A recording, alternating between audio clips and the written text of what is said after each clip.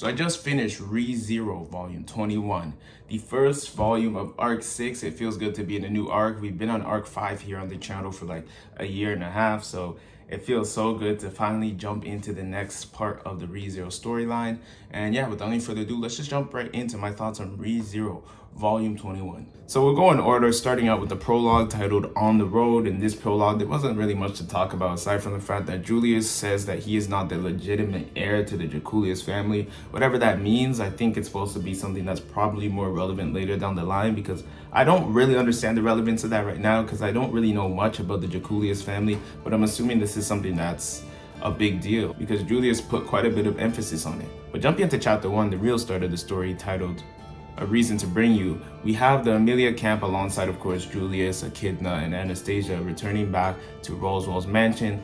Subaru gets to reunite with Petra. We get to see Subaru talk to Ram again in her sleep, and this time he's determined to help her. What was really interesting is the fact that Maylee is in this residence, and she is buried in the basement, and she has, her own little area. And they decide, or Subaru decides, to recruit Maylee for the trip because they might need some of her demon beast taming abilities on their trip in the Agrarian Dunes. What I found particularly interesting is that Subaru's logic for this, because as we know, Maylee literally killed people. Maylee was a killer alongside Elsa. They were going on missions, assassinating people. Who knows how many people this kid's killed, but Subaru justifies it by saying, kids need guidance and it's adults' responsibility to show them the right path and whatnot. And I do understand his logic, but at the same time, it's like, bro, this girl done killed so many people, more than you can count, and you just let her off the hook so easily.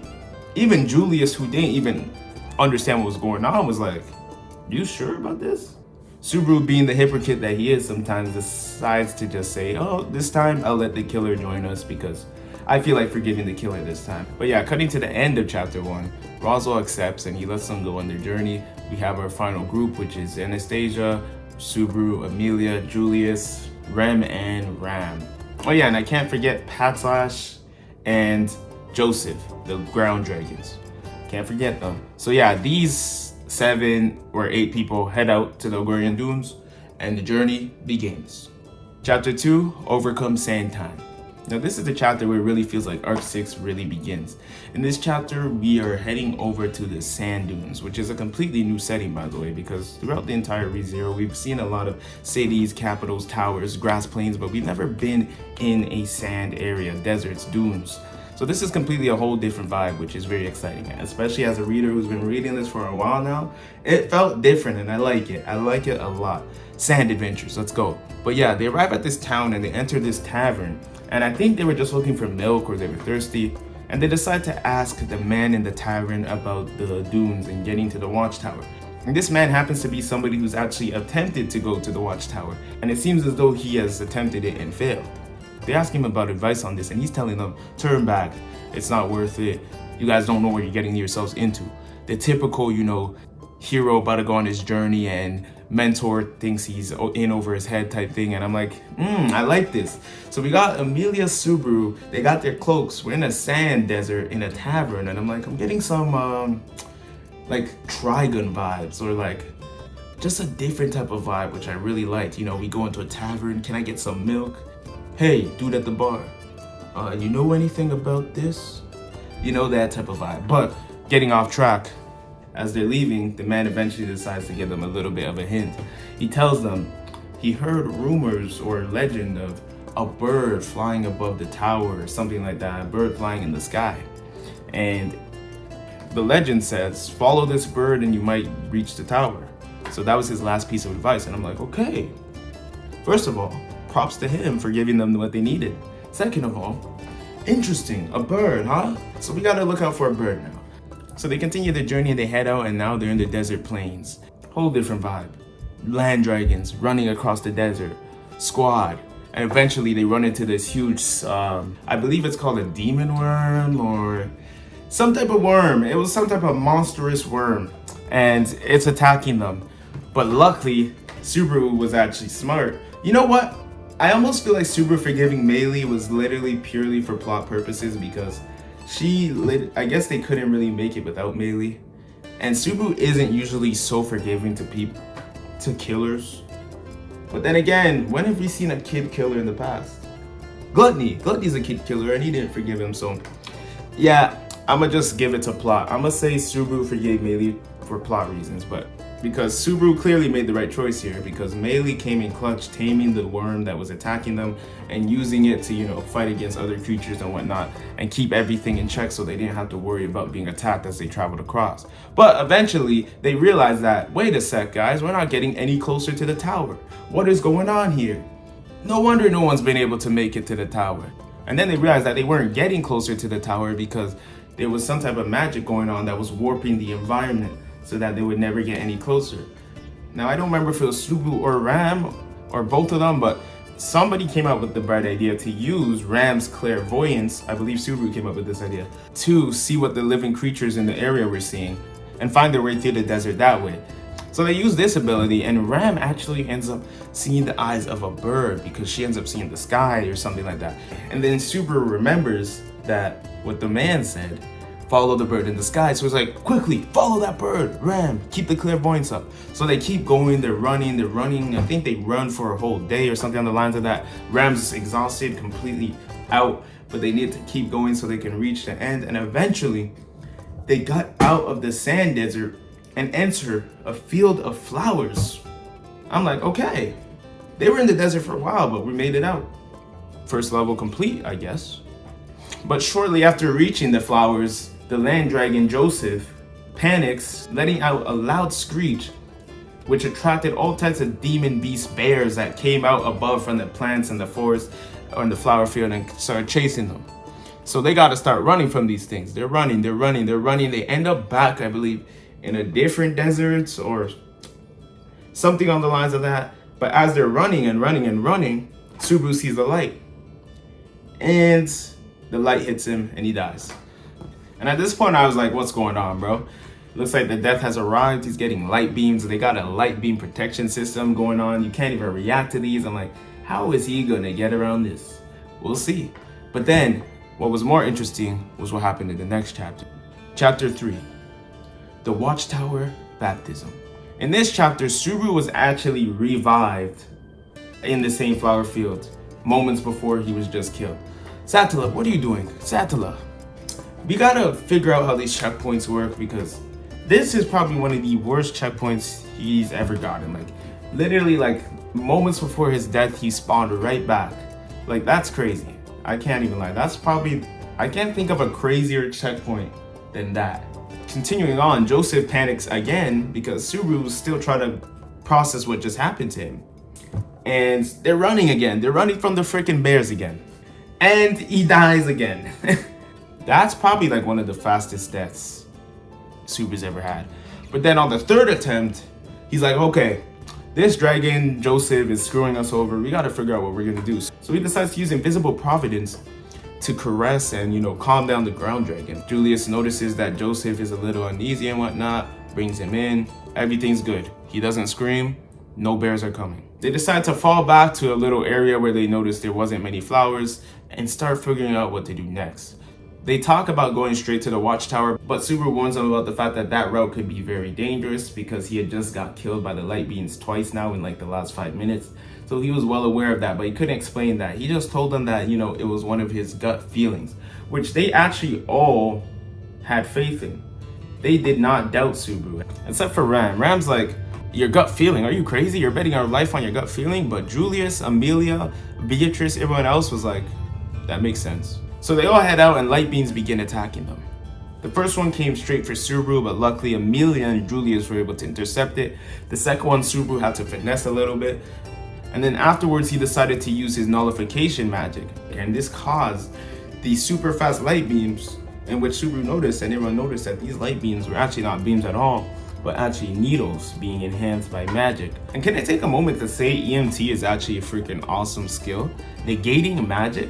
That is freaking dope, isn't it? But it did end up working against them, but later on it ended up being for them. But either way, the EMT ended up warping the whole dimension, and I believe the EMT ended up nullifying the magic that was being used on the dunes, which caused the whole dimension and the whole space to warp, sending everyone everywhere and scattering them, in which Subaru was left alone with Anastasia and Ram.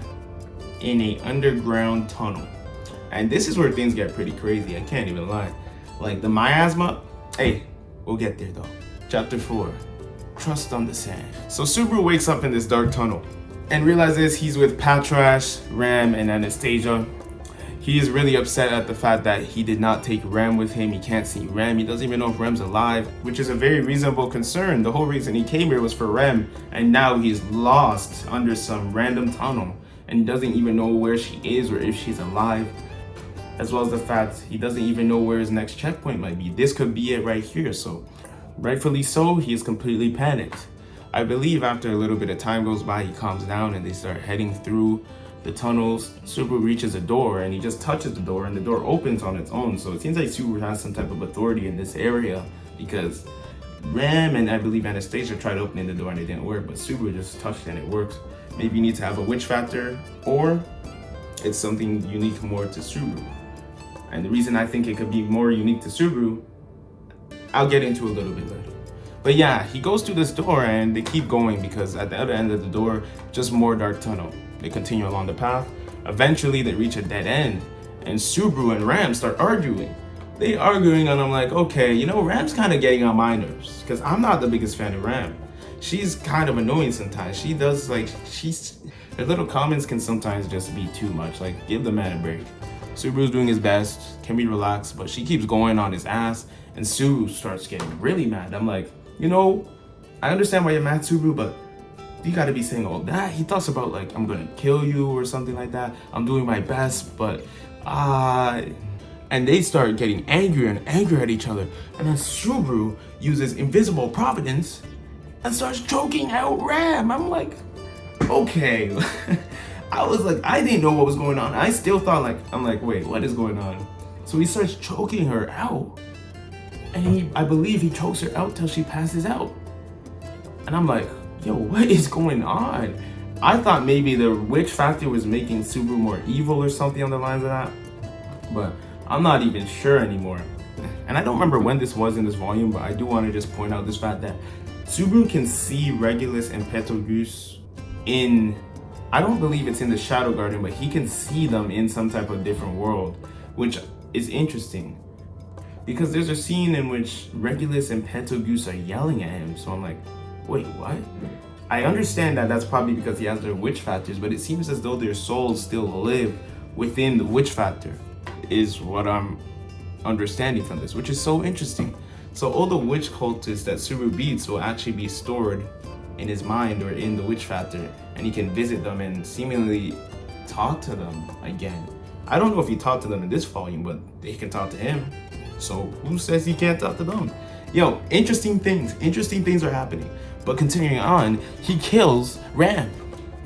And I think Anastasia tries to like sweet talk him or something like that. But I think he ends up killing Anastasia too, because he's like, she might kill me. Kill her before she kills you first. Something like that. So he fights Anastasia, something like that. Either way, Anastasia's out of the picture at this point, and it's just him and Patrash. And Patrash ends up eating the boy. Literally eating him alive. Eating him alive. I'm like, yo, what the hell's going on, bro? I'm like, the suffering's back, I guess. Damn. One of the most gruesome deaths ever. He gets eaten by his very partner, Patrash, alive. While he's alive, he gets eaten. Insane. But that closes out chapter 4. Chapter 5. The Watchtower Guardian. At this point, Subaru is completely traumatized by what just happened. He's throwing up and whatnot. He eventually calms down and they continue along the path. They're going. He goes to a different route, different doors. But this time, he runs into a demon beast. A demon beast with a lance and a body of a horse. In fact, there's a photo of him so you guys can see. Here, look at this. This guy. So we're at this scene at this point. These guys are confronting each other, and Subaru has to figure out how he's gonna get himself out of this pit he fell into that has a whole demon beast. So he's fighting, he's maneuvering around this demon beast. It's a good fight. Ram and Subaru are on better terms now. Ram also explained, I believe in this chapter or the one before, that, you know, she really cares about Remy, even though she doesn't remember her. She really wants to get those memories back because she feels some type of connection that she can't explain, which was very sweet. I like to see Ram vulnerable and showing more than just her cold side, you know.